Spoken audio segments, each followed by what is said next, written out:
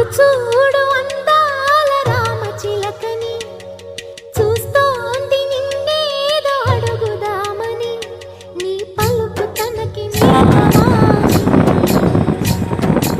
ఇటు చూడు చిన్నారి లేడి పిల్ల,